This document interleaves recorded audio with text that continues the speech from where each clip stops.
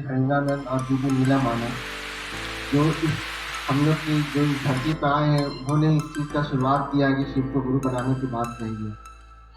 तो उन्होंने कहा आओ चलिए शिव की ओर। जैसे नहीं लोग कहता है, बहुत लोग को देखिएगा जिसको पसंद है ताश वाश खेलना, गाँव में बहुत लोग खेलते हैं, तो कहेगा चलो फील्ड की ओर ताश खेलेंगे। दोस्त लोग को बोले जिसको क्रिकेट खेलना है तो अपने दोस्त लोग कहेगा चलो मैदान की ओर क्रिकेट खेलेंगे, क्योंकि उसमें तो मजा आता है, इसलिए उधर सबको ले जा रहा है। साहब ने कहा आओ चले शिव की ओर। क्यों? क्योंकि साहब जब शिव की ओर चले ना, तब उनको मजा आया। क्या मजा आया? जीवन में जो इतना सारे दुख में हम लोग डूबे हुए हैं, तड़प रहे हैं, रोज कुहर कुहर के जी रहे हैं, सोचते हैं आज मेरा दुख कम हो जाएगा, कल मेरा खत्म हो जाएगा, पूरा कोशिश करते हैं लेकिन खत्म होता नहीं है। साहब जब शिव की ओर चले ना, तो उनको पता चला शिव की ओर जाने से ही संसार के एक एक आदमी का जो दुख है वो कम होगा। क्यों? शिव की ओर जाने से क्यों कम होगा? कारण ये है ना, जैसे दीदी आपको मान लीजिए आप हम लोग हर कोई किराना दुकान में सामान खरीदने जाते हैं। मान लीजिए कि आपके घर में आटा खट गया, सब लोग आटा खाते हैं, चावल रोटी बनाते हैं, आटा आपके दुकान घर में घट गया तो क्या करिएगा? किराना दुकान में जाइएगा ना आटा खरीदने, यानी जहाँ आटा मिलता आप वहाँ गए खरीदिए। आप मोबाइल दुकान में तो नहीं जाइएगा खरीदने। अगर आपको मोबाइल का ज़रूरत है तो आप मोबाइल दुकान में जाइएगा कि मोबाइल खरीद लें। यानी जिस चीज़ का आपके पास कमी है, आप उस चीज़ को लेने के लिए उस जगह जाते हैं जहाँ वो मिलता है। उसी तरह आज संसार के एक आदमी को क्या चाहिए?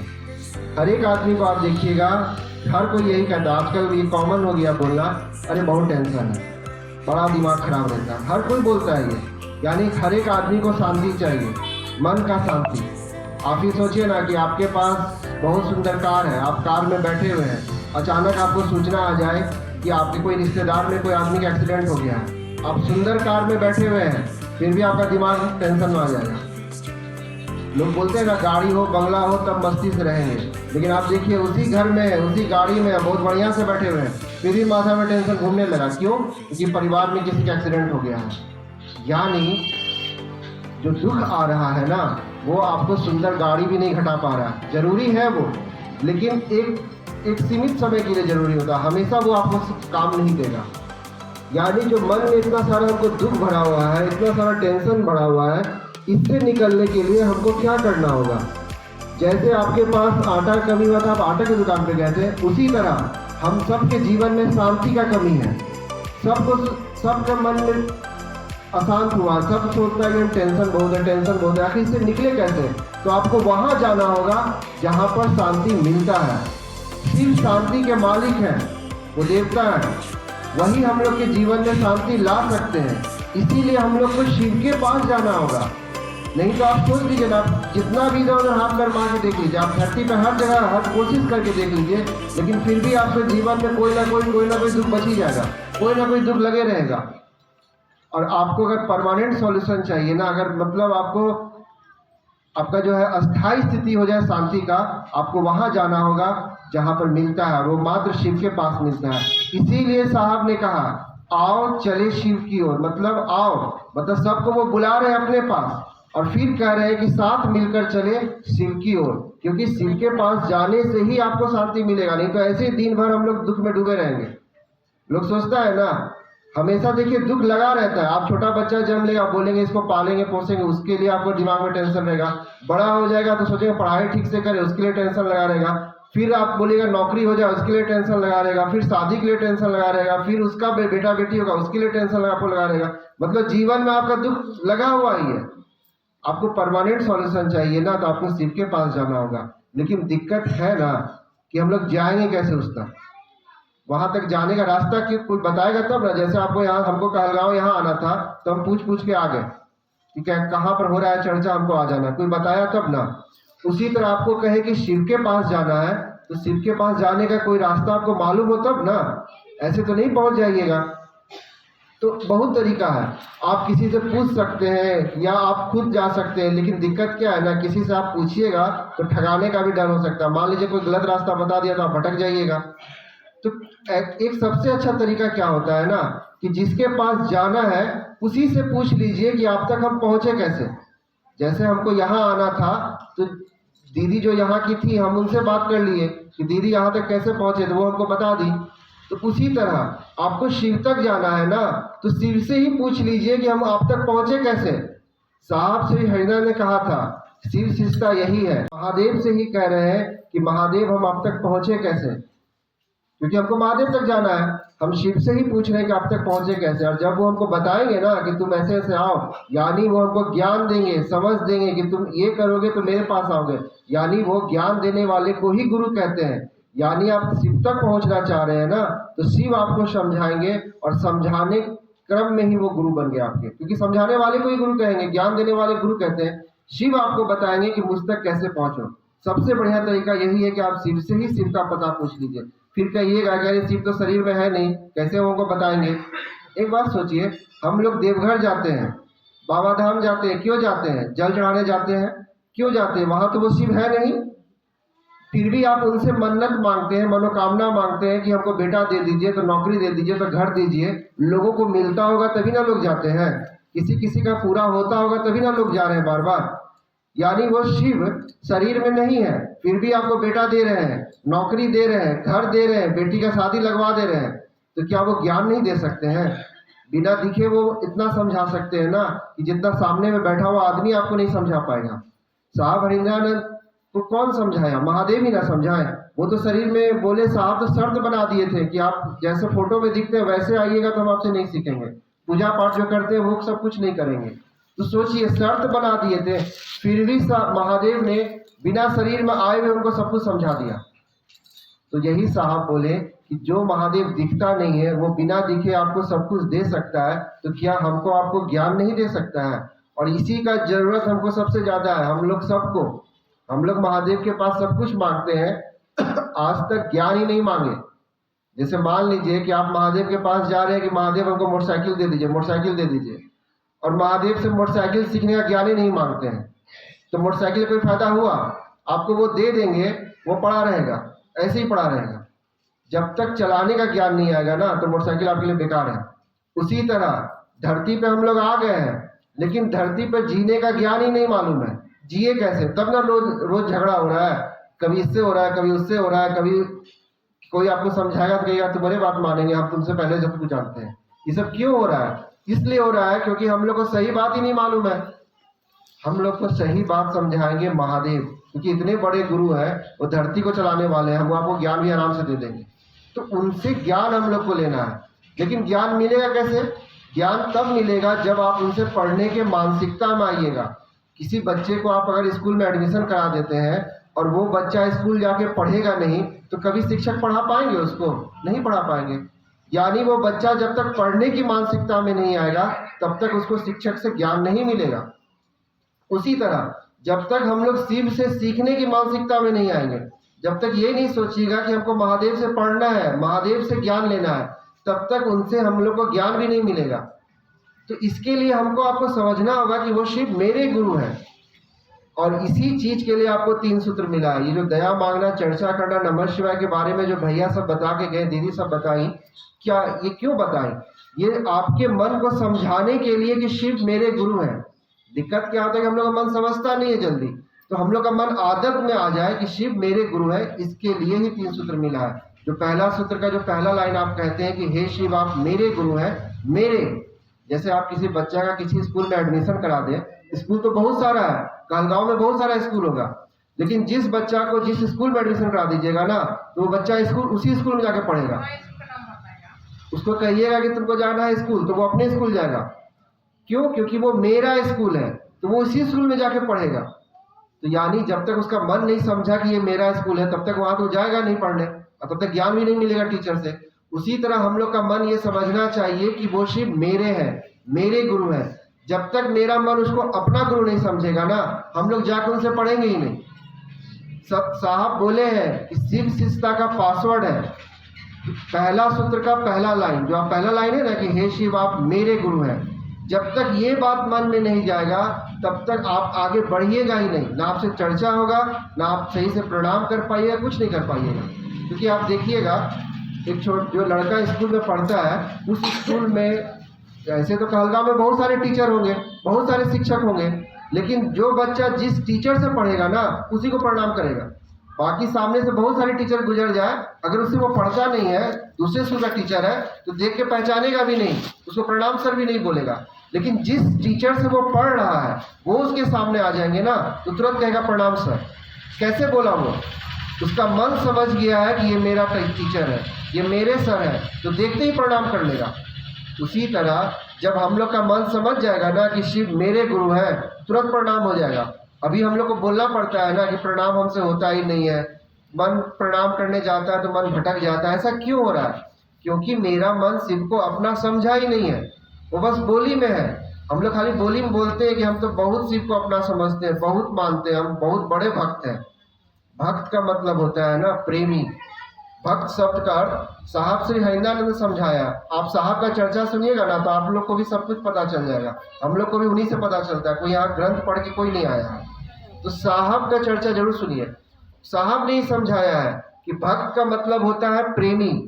प्रेमी का मतलब क्या होता है? जैसे मान लीजिए आप अपने बच्चा से प्रेम करती कि नहीं करती हैं? बहुत प्रेम करती हैं। मान लीजिए आपके पास एक ही कंबल है और आप भी सोई हैं, बच्चा भी सोया, बहुत ठंड लग रहा है, तो वो कंबल आप किसको ओढ़ाइएगा? बच्चा को ओढ़ाइएगा। अगर एक आदमी को ही ओढ़ना है तो आप बच्चा को ओढ़ाइएगा वो कंबल। यानी आप बच्चे से प्यार करती हैं तब ना वो कंबल उसको ओढ़ा रही हैं। अपना भी ओढ़ सकती थी लेकिन अपना नहीं ओढ़ी, उस बच्चा को ओढ़ाई। क्यों? क्योंकि आप उससे प्रेम करती हैं। यानी प्रेमी जो होता है ना, वो अपने प्रेम पात्र को देता है, उससे लेता नहीं है। आप अपने बच्चे को दे रही हैं, कंबल दे रही हैं कि तुम ओढ़ लो, तुमको ठंडा ना लग जाए। ये होता है प्रेम का लक्षण। और हम लोग शिव के साथ क्या करते हैं? हम लोग शिव के साथ देने का कुछ कोशिश करते हैं। सीधे जाएंगे मंदिर, महादेव हमको ये चाहिए, हमको ये चाहिए, अगरबत्ती दिखाए, ये चाहिए। देवघर पैदल गए और आप तुरंत मांग लीजिएगा कि आप इतना दूर चल के आए, बड़ा कष्ट है हमको, ये मेरा मन्नत पूरा होना चाहिए। ये सब बोलते कि नहीं बोलते हैं? कि हम वहाँ हम लोग लेने की मानसिकता में रहते हैं, देने की मानसिकता में नहीं है। गलत नहीं है, मेरे माता पिता है तो उन्हीं से ना मांगेंगे, और किससे मांगने जाएंगे? गलत नहीं है। लेकिन हम लोग भक्त भी नहीं है। हम लोग जो बोल देते हैं कि हम बहुत बड़े भक्त हैं, खूब पूजा करते हैं, बोलता है सुबह उठते ही हम नाम ले लेते हैं, बहुत बड़े भक्त हैं। तो आप एक बात सोचिए, हम लोग याचक हैं। याचक का मतलब होता है मांगने वाला। जो मांगता है उसको याचक बोलते हैं। हम लोग याचक हैं, मांगने वाले हैं। हम लोग भक्त नहीं है, भक्त बनने की प्रक्रिया में है। हम लोग गुरु इसीलिए तो बनाए महादेव को कि वो हमको शिष्य से प्रेमी बना दे। साहब बोले हैं कि शिष्य बनिएगा तब धीरे धीरे आप भक्त बनिएगा, मतलब महादेव को आप प्रेम करने लगिएगा। अभी हम लोग शिष्य हैं, सीखने की प्रक्रिया में है, याचक है, मांगते हैं। धीरे धीरे हम लोग शिष्य बन जाएंगे। शिष्य जब बनेंगे तब महादेव हम मेरे अंदर शिव के लिए प्यार जगाएंगे और तब धीरे धीरे हम लोग भक्त बनेंगे। अभी हम लोग भक्त नहीं है, अभी हम लोग मांगने वाले हैं। भक्त जो होता है ना, आप लोग रामकृष्ण परमहंस का नाम सुने हैं? रामकृष्ण परमहंस का नाम सुने हैं? ये गुरु थे बंगाल के, बहुत नामी थे, बहुत अच्छे भक्त थे। वो माँ काली के भक्त थे। उनको माउथ कैंसर हुआ था। माउथ कैंसर मतलब मुंह में कैंसर हो गया था, बोल नहीं पाते थे ठीक से। और वो काली माँ के बहुत बड़े भक्त थे। तो उनका शिष्य लोग उनको कहता है कि आप माँ के इतने बड़े भक्त हैं, माँ आपसे बात करती हैं, क्यों नहीं माँ को कहते कि मेरा कैंसर ठीक कर देने? तो वो कहते हैं रामकृष्ण परमहंस कि इतना छोटा मोटा काम के लिए हम माँ को परेशान करेंगे? सोचिए, हम लोग का एक सर दर्द होता है तुरंत महादेव को कहते हैं महादेव दर्द हो रहा है, ठीक करिए ना जल्दी। गलत नहीं है, उन्हीं को ना कहेंगे, किसको कहेंगे? लेकिन हम लोग तुरंत परेशान उनको करने लगते हैं, माथा दर्द हो रहा है, पैर दर्द हो रहा है। लेकिन रामकृष्ण परमहंस बोले कैंसर हो गया है, फिर भी कह रहे कि इतना छोटा काम के लिए हम उनको परेशान करेंगे। ये हुआ भक्त, जो उनको परेशान नहीं करना चाहता है छोटा मोटा काम के लिए। लेकिन हम लोग तो रोज परेशानी करते हैं। तो माँ बाप को ही करेगा ना बच्चा परेशान, तो गलत नहीं हम कह रहे हैं, बस आपको इतना कह रहे हैं कि हम लोग ये ना सोचे कि हम लोग बहुत बड़े भक्त हैं। आप किसी को शिव की बात बोलने जाइएगा ना तो कहेगा हम रोज नाम लेते हैं, हम उठते ही नाम लेते हैं, आप हमको क्या बताइएगा? अब एक बात सोचिए, मान लीजिए कि मेरे पापा है, वो हमको ना बोलते हैं बाबू एक गिलास पानी दो, और हम बोलते हैं पापा आपका तो हम रोज नाम लेते हैं, पापा पापा रोज करते रहते हैं, पानी देने की क्या जरूरत है? उनको अच्छा लगेगा? आप ही का बेटा आपको खूब दिन भर आपको प्रणाम करना, प्रणाम मम्मी, प्रणाम मम्मी, प्रणाम मम्मी, और एकदम दिन भर आपका नाम लेते रहता है, और आप कहती है बाबू ये काम कर दो तो मेरा वो नहीं करता है, तो आपको अच्छा लगेगा? दिन भर नाम लेते रहेगा तो बोलेगा बाप तो वो सुनता नहीं, नाम लेके क्या करेगा? दिन भर आपको प्रणाम करते रहे। आप कहीं घर से बाहर से घर गई हैं और आपको देखते ही बोले कि अरे मम्मी आई है बाहर से, तुरंत आपको जल चढ़ा दे, अगरबत्ती आपको दिखाने लगे, एकदम फल चढ़ा दे आपके ऊपर। और आप बोलते हैं बाबू एक गिलास पानी दो, नहीं देता है। अगला दिन अगरबत्ती दिखाने आएगा, आपको अच्छा लगेगा? कहेगा बाप तो सुंदर अगरबत्ती क्या दिखा रहा है। यानी आप खुश किस चीज से हुए अपने बेटा से? वो आपका बात सुनता है ना, तब आपको अच्छा लगता है। अगरबत्ती दिन भर दिखाते रहे, दिन भर आपको फूल चढ़ाते रहे और दिन भर आपका नाम लेते रहे, लेकिन आपका बातें को वो नहीं माने, आपको अच्छा नहीं लगेगा। और हम लोग भी शिव हम लोग के माँ बाप हैं, हम लोग कहते हैं कि वो मेरे गुरु हैं, तो वो कैसे खुश होंगे हमसे? वो भी तो तभी खुश होंगे ना जब हम उनका बात सुनेंगे। आप दिन भर उनका नाम लेते रहते, उठते ही जय भोला बाबा या जय महादेव ऐसे लोग बोलता है, यही हम लोग करते रहेंगे अगर, और उनका एक को बात नहीं सुनेंगे, उनको कभी अच्छा नहीं लगेगा। और यही कारण हो रहा है कि लोग कहते हैं हम तो खूब पूजा करते हैं, दिन भर सहते रहते हैं, खूब पूजा पाठ कर रहे हैं, फिर भी कहाँ महादेव हमको देख रहे हैं। ऐसा लोगों का होता है सवाल कि हम बहुत पूजा करते हैं फिर भी महादेव कहाँ सुनता है। और इसीलिए लड़का लोग देखिएगा नहीं जुड़ता जल्दी, कहेगा वो महादेव वादेव नहीं, सब फालतू है, टाइम पास है। ऐसा इसलिए हो रहा है ना कि हम लोग कभी सही से किए ही नहीं, हम लोग को कोई बताने वाला भी सही से नहीं था। ये साहब श्री हरिंद्रानंद थे जिन्होंने बताया कि शिव को गुरु बनाओ, गुरु से जब ज्ञान आएगा ना तब पूजा पाठ कर सकोगे, तब महादेव को खुश भी कर सकोगे। क्योंकि किसी को खुश करने का तरीका होता है ना। मान लीजिए कि आपको रसगुल्ला अच्छा लगता है, आप रसगुल्ला से खुश होंगे, और हम आपको करेला जबरदस्ती खिला रहे हैं, कहिए खुश होइएगा? तो आपको जो जिस बात से आप खुश होंगे वही ना हमको करना होगा। तो महादेव किस चीज से खुश होंगे आपको ये सीखना होगा। वो प्रसन्न, वो देने वाले हैं, वो सबको देते हैं, वो उनको कुछ चाहिए नहीं, उनको बस अपनापन चाहिए। जैसे आप बेटा को अपना बेटा समझती हैं, भाई को अपना भाई समझते हो, वैसे उसको अपना समझिए कि वो मेरा है। और जब उसको अपना समझ लीजिएगा ना, काम होने लगेगा। जैसे मान लीजिए भागलपुर का जो डीएम है, कलेक्टर, वो आपका अपना हो जाएगा तो क्या स्थिति होगा? सोचिएगा ना कि धरती में कोई काम होगा, जिला में कोई काम होगा, हम कलेक्टर से करवा लेंगे क्योंकि वो आपका अपना है। उसी तरह शिव क्या है? शिव है महादेव, यानी देवताओं में महान, सबसे बड़े। बाकी को आप देवी देवता कह रहे हैं, लेकिन शिव को क्या कहते हैं? महादेव, यानी देवताओं में महान, सबसे बड़े। जब वो आपके अपने हो जाएंगे ना तो धरती पे कहीं रहिएगा, अपना काम निकलवा लीजिएगा। तो ये 3 सूत्र आपको अपना समझने के लिए ही है। जैसे आप पहला सूत्र जो दया मांगते हैं, भैया अभी आप लोग को बताइए ना कि हे शिव आप मेरे गुरु हैं, उसको अपना समझिए। और फिर कहते हैं मैं आपका शिष्य हूँ, यानी मैं भी आपका हूँ, जो आप कहेंगे वो मैं सुनूंगा। और तब कहते हैं मुझ पर दया कर दीजिए। गुरु की दया जीवन के दुखों को कम करेगा और मन धीरे धीरे शिव जैसा बनेगा। जैसा गुरु वैसा चला।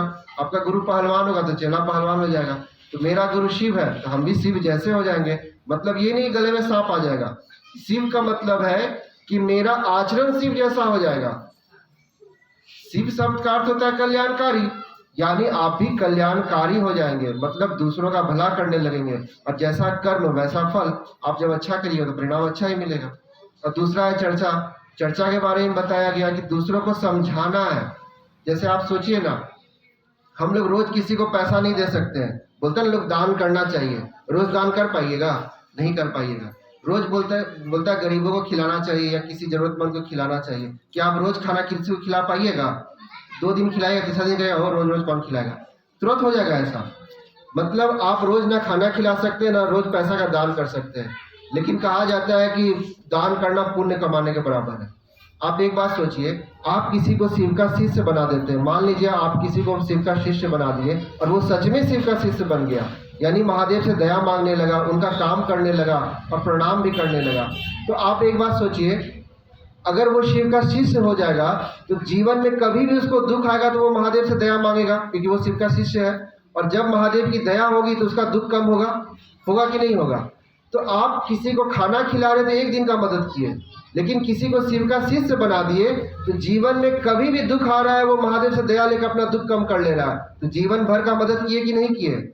1 दिन का मदद करते हैं तो कहते हैं बहुत बड़ा पुण्य का बात है, और किसी को जीवन भर का मदद कर दिए, कितना बड़ा पुण्य का बात है।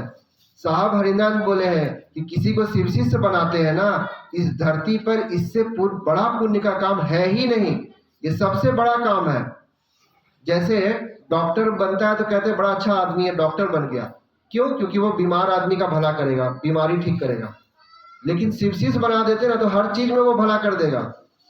यानी शिव शिष्य बनाना इस धरती पर सबसे बड़ा काम है। साहब बोले हैं कि इस काम को करिए, पुण्य जितना आप कमाइएगा यानी अच्छा काम जितना करिएगा उसका परिणाम भी आपको अच्छा मिलेगा। और दूसरे को शिवशिष बनाते हैं ना। जैसे मान लीजिए कि हमको स्टेशन जाना है, भागलपुर स्टेशन, और ये भैया को नहीं जाना है, लेकिन ये भैया हमको मोटरसाइकिल से पहुंचाने जाएंगे भागलपुर स्टेशन, तो ये भी तो पहुंच गए कि नहीं पहुंच गए। इनको नहीं जाना था, हमको जाना था, लेकिन ये हमको पहुंचाने के चक्कर में खुद पहुंच गए कि नहीं स्टेशन। यानी आप दूसरे को शिव तक पहुंचाइएगा ना, शिव से जोड़ने का प्रयास करिएगा तो आप भी शिव तक पहुंच जाइएगा। ये सबसे आसान तरीका है शिव तक जाने का। तो बोले ना आओ चले शिव की ओर, शिव तक जाना है ना, तो दूसरों को शिव तक पहुंचाने का प्रयास करिए तो आप भी धीरे धीरे पहुंच जाइएगा। लेकिन दूसरे को पहुंचाने की मानसिकता में तभी आइएगा जब महादेव की आप पर दया होगी। और महादेव की दया कब होगी? जब आप पहला सूत्र ईमानदारी से करिएगा कि हे शिव आप मेरे गुरु हैं, मैं आपका शिष्य हूँ, मुझ पर दया कर दीजिए। इसीलिए पहला नंबर पे है। गुरु का आदेश है कि शिव शिष्य बनाओ, लेकिन ये दूसरा नंबर पे है। चर्चा करना दूसरा नंबर का सूत्र है। पहला नंबर है दया मांगना। क्यों? क्योंकि बिना दया का ना आप चर्चा कर पाइएगा और बिना दया का ना आप प्रणाम कर पाइएगा। इसीलिए पहला नंबर पे दया मांगना। और तीसरा क्या है? अपने गुरु को नमः शिवाय से प्रणाम करना। प्रणाम का मतलब होता है मन का झुकना। अगर मन नहीं झुका ना तो दिन भर नमः शिवाय करते रहिएगा, कोई परिणाम नहीं मिलेगा। जैसे होगा ना यहाँ बहुत सारे लोग या सब लोग बैठ के एकदम नमः शिवाय रटते होंगे, माला पे एकदम नमः तेजी में करके 10 मिनट में खत्म। ऐसा प्रणाम खूब होता है, लेकिन जानते हैं साहब बोले हैं कि अगर दिल से प्रणाम नहीं हुआ ना तो जितना बार भी आप प्रणाम नमः शिवाय कर लीजिए कोई रिजल्ट नहीं मिलेगा। जैसे बहुतों को होता है कि जैसे बड़े लोग हुए उनको देखेंगे तो हम लोग तुरंत कहेंगे प्रणाम चाचा, और मन में सोचेंगे बड़ा फालतू आदमी है। होता है कि नहीं होता ऐसा प्रणाम? आपके घर में भी कोई आ जाएगा तो तुम पैर छू के प्रणाम करिएगा, आप फिर सोचेगा बेकारे आ गया, अब काम करना पड़ेगा। ये प्रणाम हुआ कि नहीं हुआ? गलत हुआ कि नहीं हुआ? बोली में तो आप लोग भी देखेंगे कितना संस्कारी है, पैर छू के प्रणाम कर रहा है, और मन में तो आपका चल रहा है कि बेकारे आ गया ही। तो ये प्रणाम नहीं हुआ। आदमी को नहीं पता चलेगा सच में कि इसका मन झुक रहा है कि नहीं, लेकिन महादेव को तो पता चल जाएगा ना कि सच में मन झुका है कि नहीं। इसीलिए एक बार ही करिए, लेकिन दिल से करिए। सोचिए कि हम सच में शिव को प्रणाम कर रहे हैं, तब वो नमः शिवाय का आपको रिजल्ट मिलेगा। नहीं तो दिन भर नमः शिवाय करते रहिएगा, कोई रिजल्ट नहीं। और माला पे भी करते हैं ना तो मन को शिव के पास ठहराइए, हर एक दाना पे नमः शिवाय से प्रणाम करिए, तब देखिएगा धीरे धीरे जीवन जो पहले दुख में डूबा हुआ था वो धीरे धीरे हटने लगेगा। तो इतना आसान है, ना आपको भूखे रहना है, ना चंदन टीका लगाना, कुछ नहीं करना है। बस मन में सोचना है कि वो मेरे हैं। जैसे शिव मेरे हुए बाकी तीनों काम आपका आराम से होने लगेगा। तब आपको सब समझ में आ जाएगा कि भजन करना चाहिए कि नहीं करना चाहिए, चंदन टीका लगाना चाहिए कि नहीं चाहिए, सब आपको समझ आ जाएगा। आप ही सोचिए ना, आपको मम्मी, मान लीजिए कि मेरी मम्मी है और मम्मी से हमको पैसा चाहिए, ठीक है, 100 रुपया हम उनसे मांगेंगे, तो क्या बोलेंगे कि मम्मी 100 रुपया दीजिए? सीधे बोलेंगे ना कि एकदम भजन गाते हुए बोलेंगे मम्मी हमको ऐसा ऐसे करके बोलेंगे 100 रुपया चाहिए? ऐसे गा के तो नहीं है ना बोलेंगे, सीधे मांगेंगे मम्मी 100 रुपया दे दीजिए। तो आप महादेव को प्रसन्न करना चाहते हैं तो गा के प्रसन्न नहीं कर पाइएगा। बोलेंगे डायरेक्ट बोलो ना हमसे, काहे लेता तिरकम कर रहे हो। सीधे कहिए महादेव से, अपना आदमी से ऐसे सीधे बात होता है, मन से। मन ही मन महादेव से दया मांगिए, मन ही मन प्रणाम करिए, और मन ही मन जो कहना है कहिए ना, सब सुनते हैं वो। भजन गाने की जरूरत नहीं है। जरूरत आपको देखिए साप्ताहिक होता है, 1-2 घंटा का ही होता है, उसमें भी अगर आप भजन ही गाने में समय निकाल दीजिएगा तो फिर बचेगा क्या बोलने के लिए। हाँ, जब कोई बड़ा महोत्सव कहीं हो रहा है, बहुत समय है, तो बीच में भजन गाया जा सकता है, कोई दिक्कत नहीं है। लेकिन जब समय कम है तो कोशिश करिए कि महादेव का बात हो, क्योंकि दूसरा सूत्र जो है वो शिव चर्चा है। शिव चर्चा का मतलब शिव का बात करना, दूसरों को समझाने का प्रयास करिए ताकि वो भी शिव का शिष्य हो जाए। इसके लिए आपको बोलना होगा ना कुछ, तो जो भी समझ है, जितना महादेव समझाए उतने बोलिए, लेकिन महादेव के बारे में बात करिए, दूसरे को समझाइए। यही है दूसरा आपका तीनों सूत्र, दया मांगना, प्रणाम करना और चर्चा करना। आसान है कि नहीं है दीदी? इस काम को करिएगा। आप लोग सब यहाँ शिव शिष्य बने हुए हैं क्या? जितने लोग हैं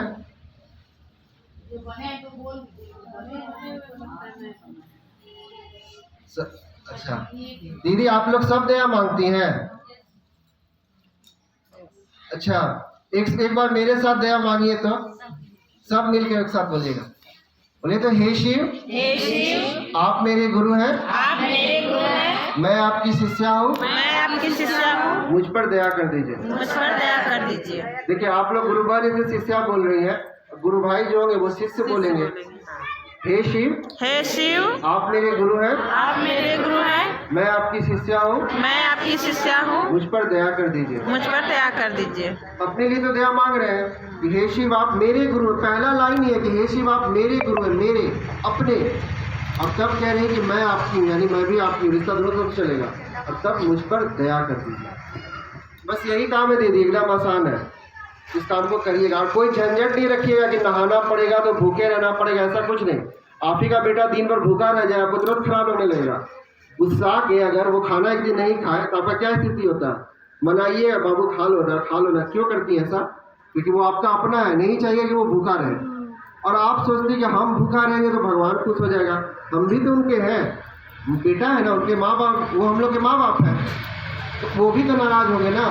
वो चाहे जैसे आप चाहेंगी ना कि मेरा बेटा खा पी के बढ़िया से रहे और मेरा बात खाली माने, उसी तरह वो शिव भी चाहते हैं कि बढ़िया से रहिए, खा पी के, कोई नियम कानून नहीं है, बस उनका बात सुनिए। उन्होंने जो कहा है उस काम को करने का कोशिश करिए। वो नियम कानून कुछ नहीं, प्यार में कोई नियम नहीं होता। आप ही सोचिए ना, मेरा हाथ जूठा रहेगा कि क्या मम्मी हमसे बात नहीं करेगी?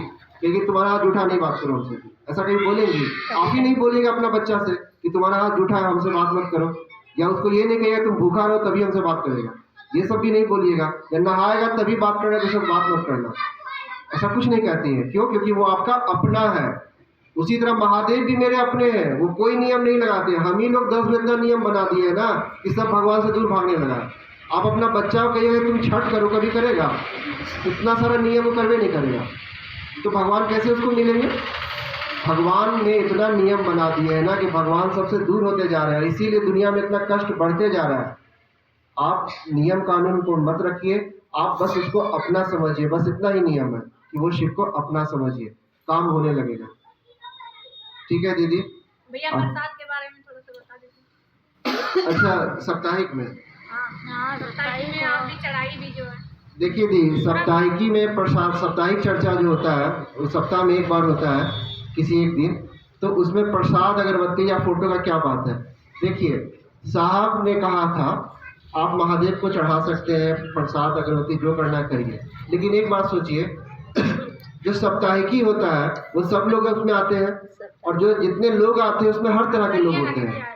उसमें कुछ अमीर भी होंगे, कुछ गरीब भी होंगे, सामान्य परिवार से भी होंगे। तो एक बात सोचिए, एक गरीब आदमी अगर आएगा तो वो क्या सोचेगा कि अरे शिव चर्चा में ना फोटो लगता है इतना बड़ा बड़ा, इतना बड़ा प्रसाद लगाना पड़ेगा महंगा महंगा, अगरबत्ती जलाना पड़ेगा, इतना तो मेरे पास पैसे नहीं है। तो भागेगा इस चीज़ से कि अरे हमको ये सब करना पड़ेगा, मेरे पास तो पैसे नहीं है, तो हम कैसे करेंगे? वो ये सब नहीं करेगा। माँ शिव का शिष्य तो सबको बनाना है ना, धरती के एक आदमी को बनाना है। रास्ते में अगर कोई भिखारी है उसको भी शिव शिष्य बनाना होगा। अब वो भिखारी के पास कहाँ से पैसा आएगा फल के लिए, अगरबत्ती के लिए, प्रसाद के लिए? आ पाएगा? नहीं ना। तो इसीलिए फिर वो भागेगा शिव शिष्यता से कि अरे साप्ताहिक में जाने के लिए फल लेके जाना पड़ेगा या प्रसाद लेके जाना पड़ेगा, मेरे पास तो है ये नहीं पैसा, हम कहाँ से देंगे? वो तो वंचित रह गया शिव शिष्य बनने से। अब आप कहिए कि नहीं मेरे पास तो है पैसा, जब महादेव हमको दिए हैं तो हम काहे नहीं खर्चा करें? एक बात सोचिए, बच्चा स्कूल में पढ़ने जाता है तो नियम मास्टर का चलता है कि बच्चा का चलता है? मास्टर का ना। वहाँ स्कूल में देखिएगा सारा बच्चा एक ही ड्रेस में रहेगा, ब्लू रंग का अगर पैंट है, उजला रंग का शर्ट है, तो सब बच्चा वही पहनेगा, चाहे अमीर हो चाहे गरीब हो। अब अमीर का बच्चा बोलेगा कि मेरे पास तो महादेव, बोलेगा तुम तो अमीर का बच्चा हो, तुमको हम जीन्स में आने देंगे, ऐसा नहीं बोलेगा मास्टर, क्योंकि स्कूल में नियम सबके लिए बराबर